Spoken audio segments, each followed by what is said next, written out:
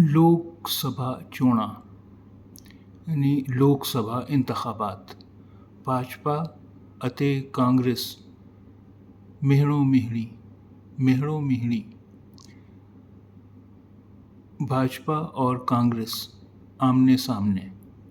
लोक सभा चोणां भाजपा ਅਤੇ ਕਾਂਗਰਸ ਮਿਹਣੋ ਮਿਹਣੀ। ਕਾਂਗਰਸ ਦੇ ਮੈਨੀਫੈਸਟੋ ਵਿੱਚ मुस्लिम लीग की छाप मोदी। कांग्रेस के मैनिफेस्टो में मुस्लिम लीग की छाप मोदी। कांग्रेस दे मैनिफेस्टो विच मुस्लिम लीग की छाप मोदी। भ्रिष्टाचारियों का बचाव कर रही है कांग्रेस।